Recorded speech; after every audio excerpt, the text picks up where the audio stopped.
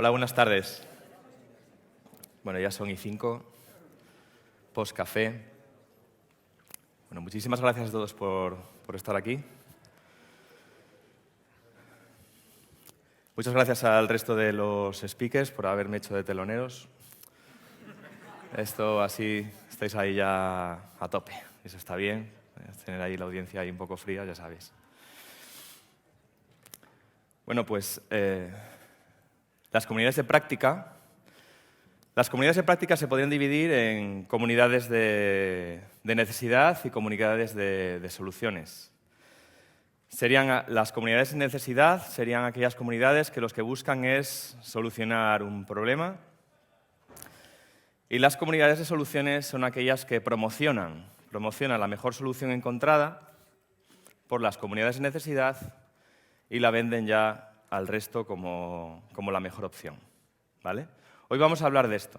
Hoy vamos a hablar de las comunidades de la necesidad, comunidades de soluciones, y cómo se mapea sobre un modelo bien conocido de adopción de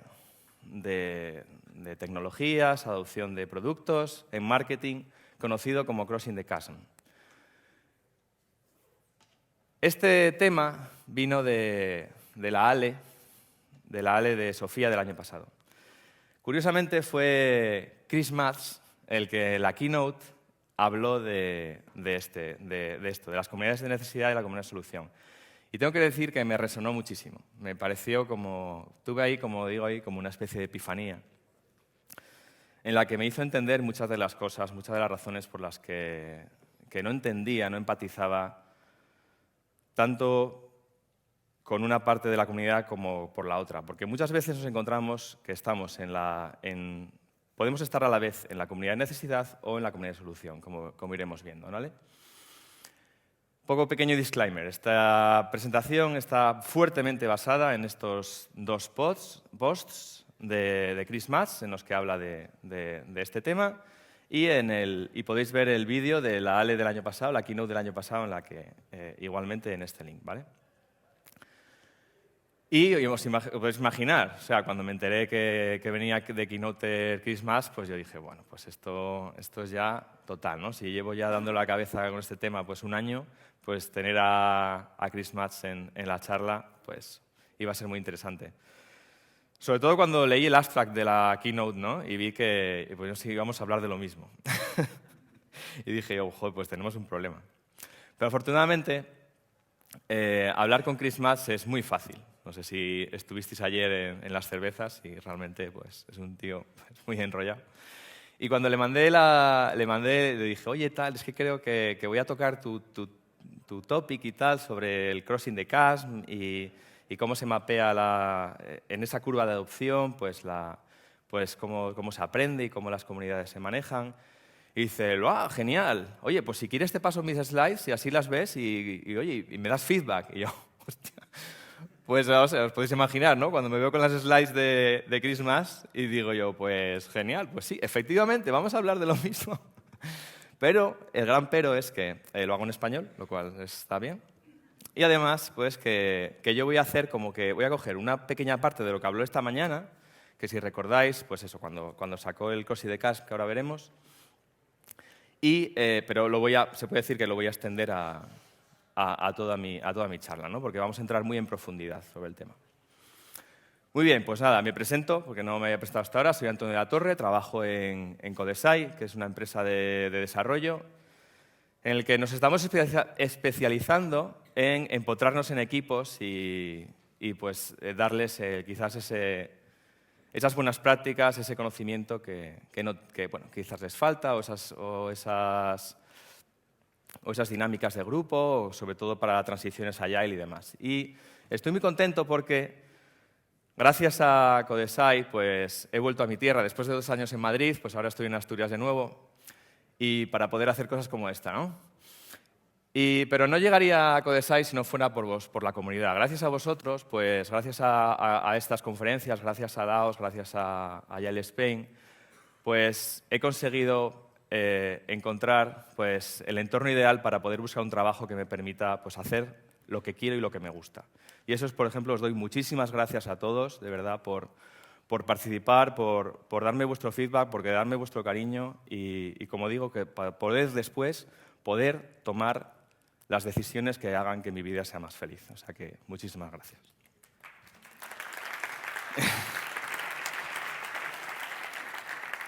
Y dicho esto, pues vamos al tema que nos ocupa. Vamos a cruzar el abismo.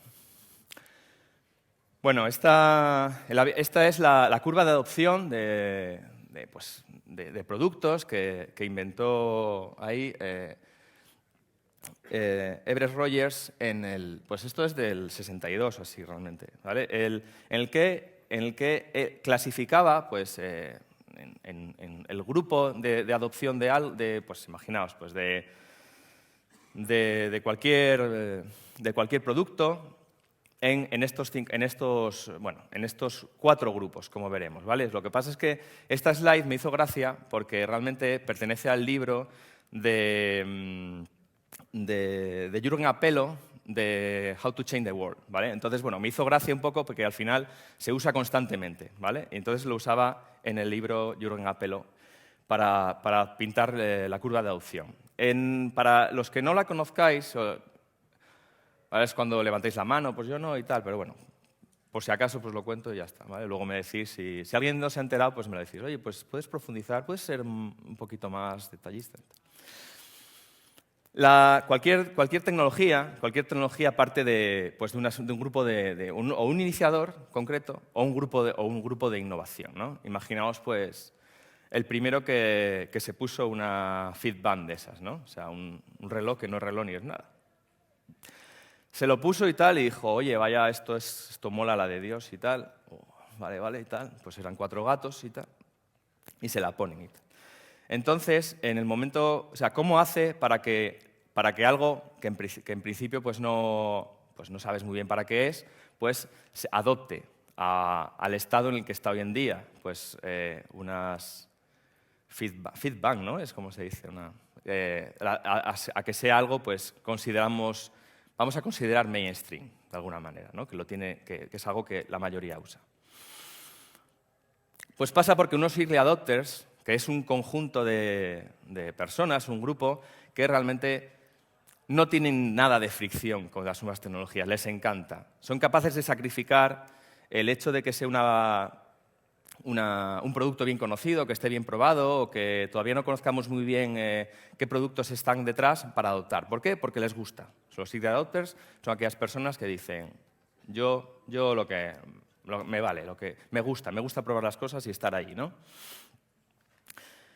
¿Cómo pasa al siguiente estado? Pues gracias a la Early Majority es el primer paso a que sea algo que use la mayoría. La Early Majority, para que usen esa feedback, lo que tienen que ver es o que realmente están demostrados sus beneficios, que realmente están documentados, realmente es algo que se conoce ya que es bueno, o que está respaldado por alguien muy conocido, que alguien en que ellos confían y en el que se fían. Dice, bueno, si lo usa este, entonces yo me voy a fiar.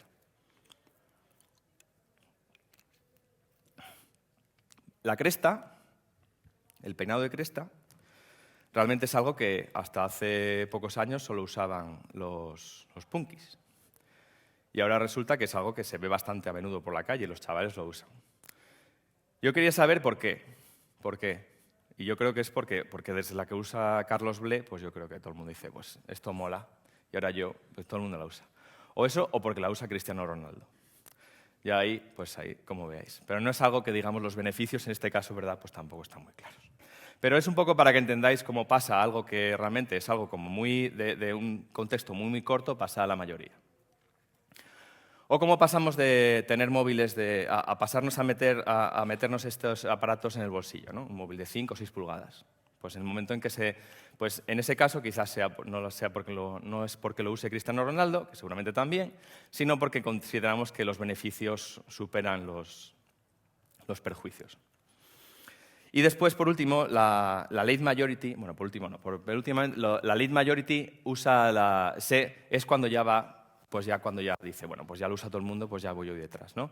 Y por último, los laggards, de los que, para todos aquellos que estéis en en caminos de adopción, de prácticas en vuestras empresas, en cambio organizacional, de los que es ese porcentaje del que no os tenéis que preocupar y a la vez al que tenéis que identificar. Hay un grupo de personas que nunca va a cambiar.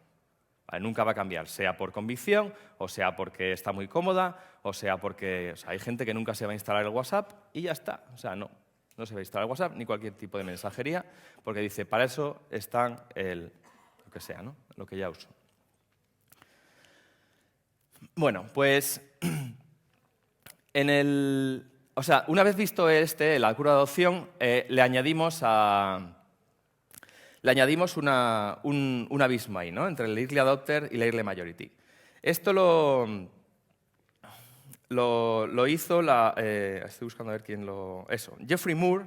Geoffrey Moore fue la persona que adoptó la curva de adopción para tecnología y le puso ese abismo ahí. ¿Por qué? Bueno, entendía que no es tan fácil que pase de una tecnología de los early adopters a la early majority. No es tan fácil.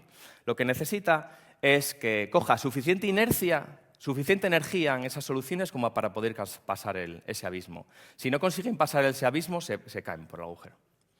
¿Vale? ¿Os lo imagináis? O sea, si no coge suficiente potencia esa solución, si no coge suficiente inercia, si no coge suficiente fuerza, pues se caerían, no conseguirían pasar a la mayoría. ¿Vale? No es algo tan trivial. He dejado el lápiz aquí. Vale. Entonces, lo que vamos a ver a partir de ahora vamos a mapear 4 modelos de toma de decisiones, 4 modelos de toma de decisiones sobre el cross ethical para entender cómo hacemos para que esas prácticas superen el abismo, ¿vale? Venga, vamos allá. La primera es el meme. El meme, que es una palabra que viene derivada de gen, ¿no? de genética. El meme se entiende como la pieza unitaria, cultural, que hace que se pueda extender por una comunidad, ¿vale? Un poco los ejemplos que hablábamos, ¿no? O sea, ¿cómo hacemos para que... ¿Cómo es posible que el Pokémon GO, ¿no? haya llegado a todo el mundo, ¿no? Pues Pokémon GO se puede entender eso, como una pequeña... como meme es una pequeña pieza cultural que ha conseguido expandirse, ha conseguido viralizarse, ¿vale? Y de ahí viene el meme directamente, ¿no? El meme es algo que consigue viralizarse y consigue pasar a la mayoría. Es interesante esta simetría con el meme, con la genética, porque si os dais cuenta, todos los pequeños ejemplos que he estado dando sobre prácticas que consiguen pasar el abismo pasan por una fase porque nacen, ¿no? Crecen, se reproducen en el sentido que pasan otras personas, hay otras personas que las usan, y ahí ocurren 2 cosas cuando las cogen las personas, que depende del host, ¿verdad? O sea, hay la simetría con el virus. El host decide qué hacer con eso, si le da más potencia, lo viraliza, o en ese host el virus muere.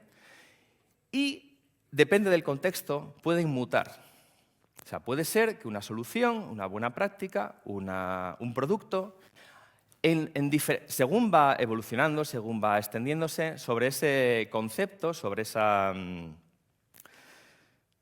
en su vida va conociendo diferentes contextos y consigue mutar y adaptarse. Con lo cual, ¿qué sucede? Que pasa mucho mejor a la siguiente fase, pase más fuerte. Entonces, si mapeamos el meme sobre el ciclo de vida de los memes, que es el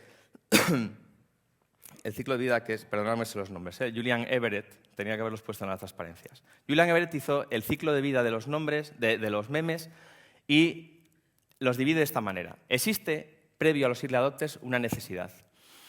Esa necesidad genera una serie de... A través de esa necesidad, las personas construyen pues, una serie de memes, una serie de opciones que desarrollan. Y desarrollan a la vez, de tal manera que se produce una selección natural de esos memes. Esa selección natural, ¿en qué consiste? Consiste en que según se van desarrollando esas opciones, esas propuestas, pues van evolucionando, van mutando, van mejorándose. o no, o esas opciones al final resulta que ven que no evolucionan al ritmo deseado, ven que no consiguen, pues que no se instauran, ven que fallan más en más casos que en menos, y entonces al final desaparece. Y eso produce una selección, ¿no? Esa selección hace que al final lleguen al abismo pues solo aquellas que cumplen. No solo es la práctica como tal, ¿no? Sino no solo el cómo, sino en qué contextos. Y esto es muy interesante. O sea, cuando una práctica, o sea, imaginaos, por ejemplo, el TDD, ¿no? El TDD es una práctica que es bien conocida, ¿no? Pero cuando está en un contexto anterior, pues entonces se prueba. Se sabe en qué contextos funciona bien y en qué contextos funciona mal. Entonces, cuando se prueba bien, cuando pasa el abismo, vas con esa información. Dices, mira, aquí va bien y aquí va mal. ¿Vale?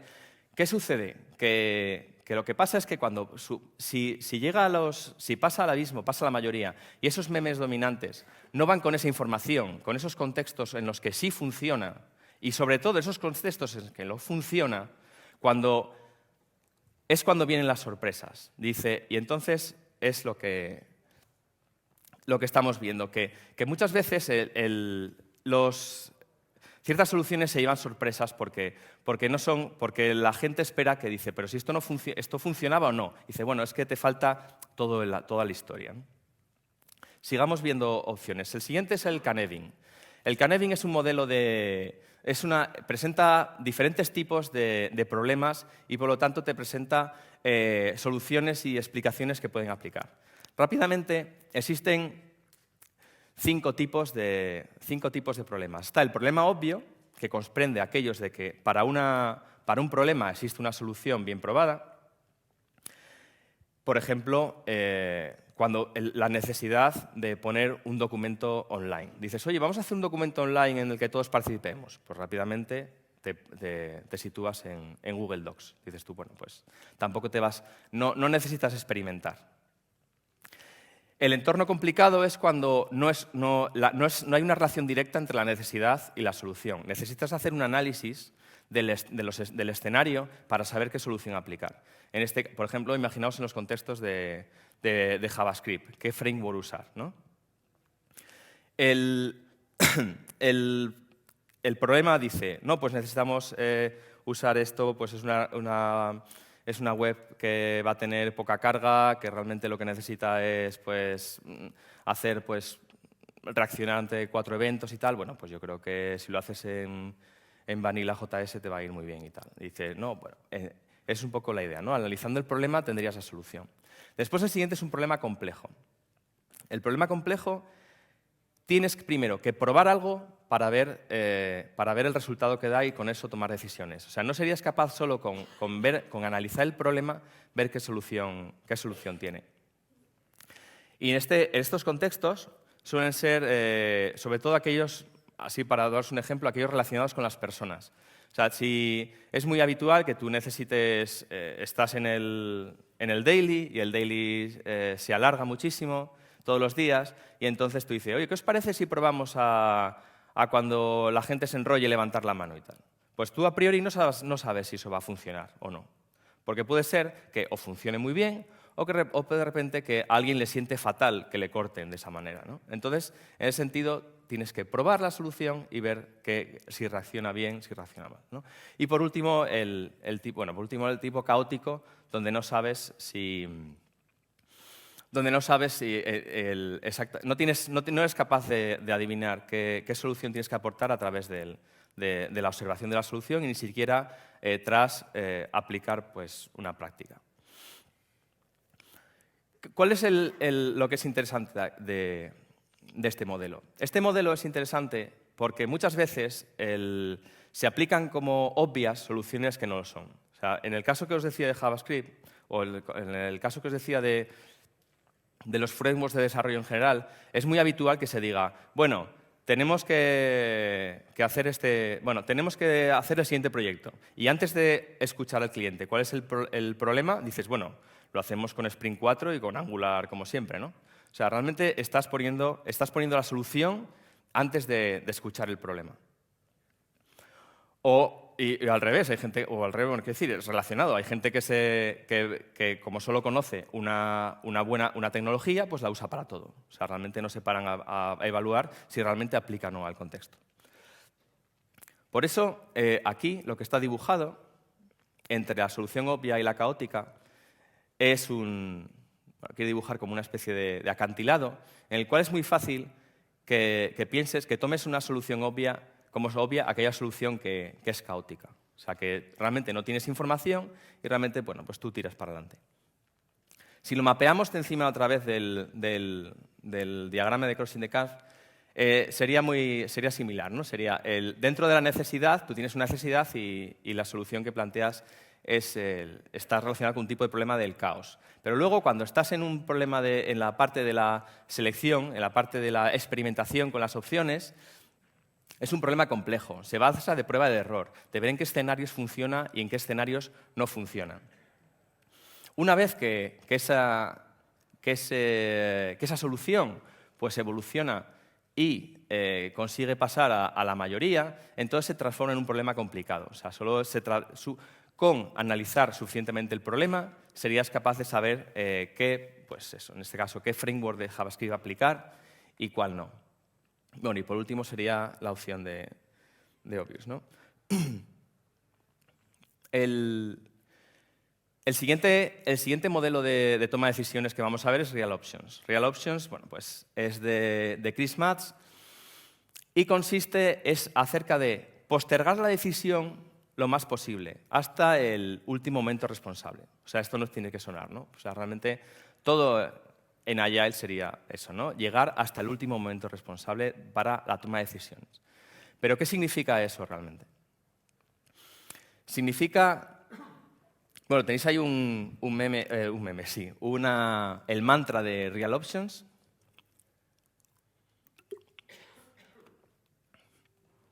Options have value, options expire, never commit early unless you know why. Options have value, options expire, never commit early unless you know why. O sea, esto nos lo hizo aprendernos de memoria, o sea, por eso me lo sé. O sea, el año pasado estuvimos ahí cantándolo como unas 10 o 15 veces y al final te lo sabes de memoria. ¿Qué significa? Las opciones tienen valor. Todas las opciones tienen un valor por ser opciones. ¿Vale? O sea, todas las opciones que planteas frente a una solución tienen un valor intrínseco. Pero las opciones expiran. Hay un momento en que esa opción deja de tener sentido. Sea de alguna manera u otra, la opción que estás planteando pues ya no aplica más. Y por último, nunca te comprometas a no ser que sepas por qué. Es decir, tienes que estar seguro, tienes que tener la certidumbre de que no hay otra, de que es la mejor opción o que ya no hay más opción y en ese momento tomas la decisión. Os voy a escenificar con un ejemplo lo que significa los Real Options. Tengo la necesidad de ir a mi casa después de la conferencia. Quiero irme a Oviedo, ¿no? Las opciones que me planteo a principio de semana es coger un bus o que me lleven en coche. Entonces, ¿qué opciones tengo? Pues esas. Entonces, ¿qué hago? Pues voy a mandar un tweet a ver si alguien de la conferencia vuelve para Asturias después en coche. Y pues contacto un par de asturianos que sé que están en la conferencia y digo, a ver si vuelven para Asturias. Pues la respuesta fue que no, que nadie. Ni me contestan al tweet, ni me contestan al eso. Miro el bus. El bus, quedaban 5 plazas para el bus. Esto estamos a martes. Es decir, tengo opciones, tengo varias opciones y los estoy evaluando. Digo, pues puedo tal. La otra opción era, pues si quiero volver antes, el bus sale a las 5 y me pierdo la última charla, o las últimas 2, o las 3, ¿no? Porque si sale a las 5... Y entonces estoy evaluando y digo ¿qué hago? Pues ¿qué decidí? Pues pues al final el martes dije pues me voy a coger el autobús, porque total, no estoy teniendo respuesta, pues me voy a coger el autobús. 14 euros de autobús, a las 9 de la mañana. Vale. ¿Qué ha pasado hoy? Al café, que coincido aquí con un asturiano y me dice, pues yo me iba en coche mañana. por la tarde, después de la conferencia.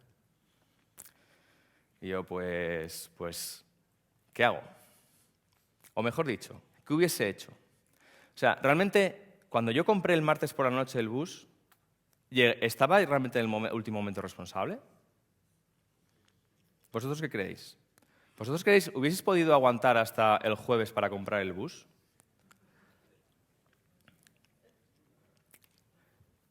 ¿Hubieseis podido? ¿Cómo?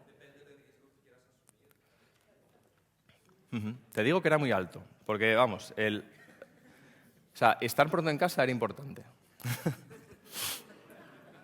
Eso también estaba dentro de la ecuación. Bueno, pues eso es un poco de lo que va Real Options. O sea, tienes que valorar muy bien, pero la barrera de la certidumbre y la incertidumbre es, bueno, independientemente de que sea o no difusa, lo que está claro es que el momento en que sabes algo, en el momento en que tienes certidumbre, el resto de opciones pierden valor. O sea, si yo hubiese sabido el martes que había un compañero que iba a volver en coche el viernes desde la conferencia a Oviedo directamente, pues realmente el resto de opciones ya no tendrían sentido. Ya no me hubiese ni planteado mirar bus, ni precios, ni nada. Es un poco lo que significa Real Options. Bueno, la otra opción que no he dicho es que sí que quiera pasar la noche de mañana aquí, que también podría ser. En todo caso, en el escenario de la incertidumbre es donde tienen valor toda la exploración de opciones. Toda la exploración de opciones que podamos hacer tienen mucho valor. Una de las cosas que en el ejemplo que os decía era el miedo. El miedo a tomar a la incertidumbre es algo que nos fuerza a... El miedo a la incertidumbre es algo que fuerza a que tomemos decisiones precipitadas, a que no lleguemos realmente al último momento responsable. Y posiblemente fue lo que me pasó a mí. Yo dije, mira, prefiero no correr el riesgo, no puedo más. Dice, pues voy a coger el bus y ya está. Bueno, al final son 14 euros, que mira, que tampoco es tanto dinero. Pero bueno, más o menos está medido. Si me hubiese costado, bueno, es verdad, había 14 euros y no te devolvían el dinero, o 44 euros y te devolvían el dinero. Mira, si me hubiese gastado 44 euros, tendría hoy, pues podría hacer que me los devolviesen. Bueno, la verdad es que como reflexión es interesante para cuando tengáis este tipo de opciones que tomar. Pero bueno, lo que iba. La incertidumbre está totalmente relacionada con el análisis de opciones. Y lo que tenemos que entender es que aunque tengamos mucho miedo a la incertidumbre, está bastante demostrado que postergar la decisión sale más barato de lo que creemos. ¿Vale? Y esta es la clave. Postergar la decisión de decir, hasta aquí hemos llegado, y parar de probar las opciones, parar de probar vuestros spikes, dejar de probar tecnologías, dejar de decir, hacer que os comprometáis antes de tiempo con ciertas decisiones tecnológicas o comprar un billete de bus, generalmente sale más barato de lo que pensamos postergar. Vale. ¿Por qué no tomar decisiones no es lo mismo que no hacer nada? Y esto es muy importante. No tomar decisiones debe formar parte de un proceso activo de toma de decisión. O sea, no tomar decisiones no significa no hacer nada. Significa que te vas a exprimir en conseguir información y saber que esas opciones son correctas. Si mapeamos principios versus prácticas aquí, veremos que en el parte de la incertidumbre y la parte de los contextos de prueba están gobernados por principios, están gobernados porque sabes lo que quieres conseguir. Tú dices, pues, una práctica como ejemplo Scrum, dices tú, bueno, pues está basada en la comunicación, está basada en el deliver, está basado en el feedback rápido, está basado en un montón de principios que conoces y por eso eres capaz de pivotar si ves que el contexto no funciona. El momento en que Scrum pasa el abismo, dices tú, oye, esto está probado y está demostrado de que funciona el BBV, pues ya está, pues se convierte en mainstream, lo coge la mayoría y dices, esto funciona que te cagas. ¿Qué pasa? Que suele ir sin dos cosas cuando pasa el abismo y lo coge la mayoría. Suele ir sin los principios que lo soportan y suele ir sin los contextos en los que no funcionan. Eso es tan importante como los que no funcionan. Porque así cuando descubramos en la mayoría que hay contextos, que hay prácticas que no se habían contemplado, solo porque la mayoría ha conseguido, por pura probabilidad, ha conseguido encontrar un contexto mucho más complicado, pues esa gente no sabe reaccionar. No sabe reaccionar ante esos escenarios que no están gobernados por principios. Con lo cual, la pregunta que os hago es, ¿pueden existir prácticas sin principios? ¿Sí? Hay ciertas prácticas que sí que yo creo que son sencillas, como por ejemplo la retrospectiva.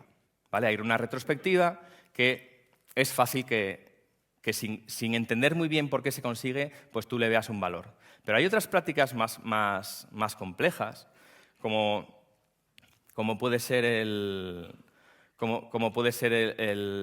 la definición de las historias poco a poco, el grano, no hacer un análisis upfront muy grande. En eso que ciertas empresas cuesta más, ¿no? No saben, pues, el no estimates, por ejemplo. O sea, el no estimates está gobernado por principios, no es una práctica. Bueno, pues es un poco lo que quiero haceros entender. Lo que viene ahora es cómo aprenden estas comunidades.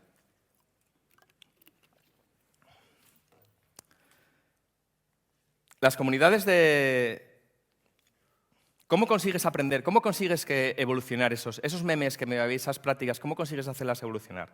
Generalmente se consiguen evolucionar a través de conferencias pues, más pequeñas, en las que todo el mundo se conoce, en la que hay muchos talleres, en los que están gobernados por la práctica, en la que es una persona que realmente no suele ser famosa, sino que realmente tú sabes que tiene experiencia. Posiblemente sean tan famosos los asistentes como los speakers, como los que hablan, ¿no? Y en estas comunidades no suele haber un líder. Y las comunidades de soluciones pues, es todo lo contrario. ¿Os imagináis cómo se difunde una buena práctica? ¿Cómo se difunde una práctica que es ganadora? Pues se difunde con libros, con cursos, vas a una conferencia y asistes al ponente que te la presenta. O sea, la manera de aprender, o sea, no tiene nada que ver. No es un contexto de experimentación, es un contexto de buena práctica que está ya demostrada. En esos contextos es muy difícil que tengamos lo que os decía, el tema de los principios.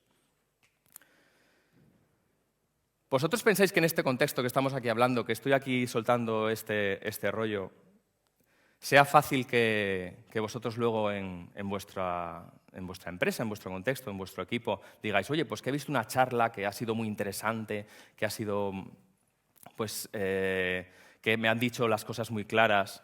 Pues la verdad es que no, porque Agile va de principios, no va de prácticas. ¿Vale? Entonces, a mí me gusta esta conversación que estamos teniendo hoy, en la que es unidireccional, no debería ser así, debería ser bidireccional, o por lo menos en grupo. O sea, casi todo lo que aprendemos aquí hoy debería ser en forma de talleres, en forma de mesas redondas, en forma de cafés y en forma de cervezas. Pero nunca debería ser unidireccional. ¿Vale? Por eso es tan fácil encontrar a gente que dice, no, yo no voy a la CAS, yo soy más de AOS, ¿no? Por eso, por cosas como esta, ¿no? Porque realmente estamos hablando de prácticas que se basan todas en la zona de lo complejo, no están en la zona de lo obvio.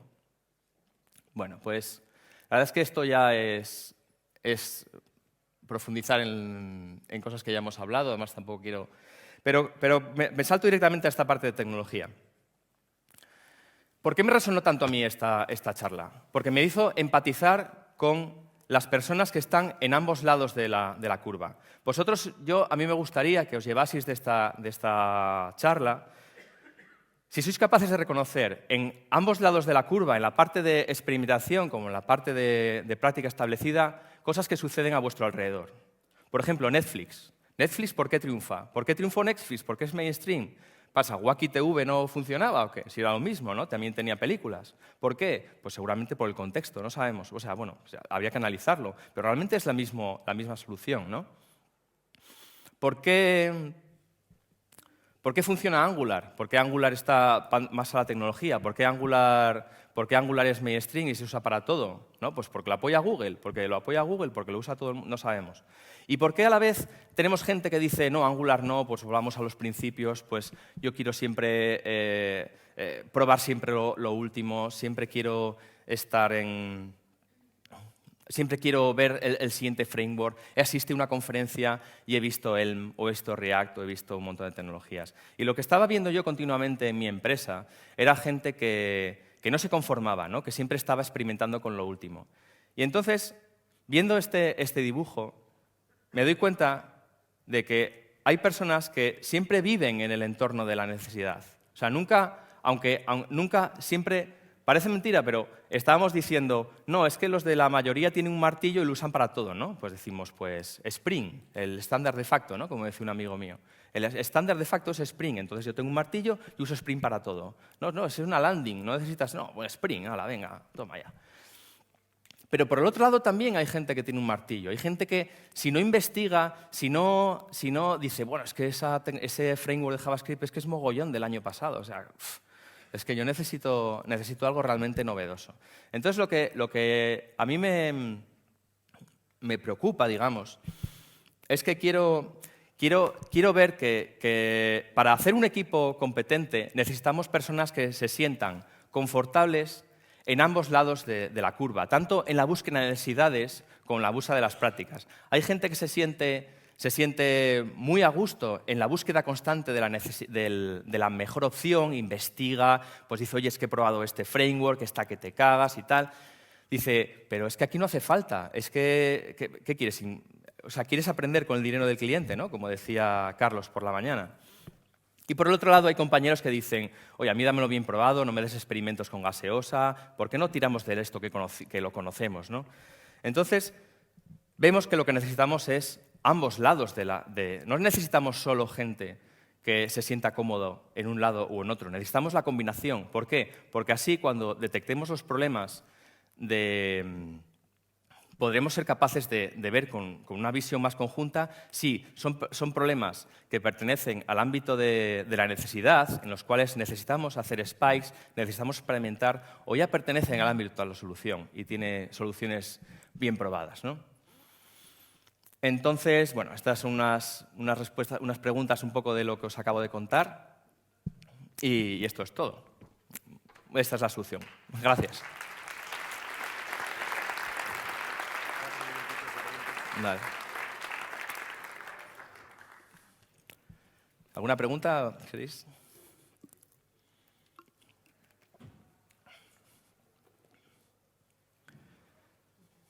Bueno. Pues nada, pues muchas gracias.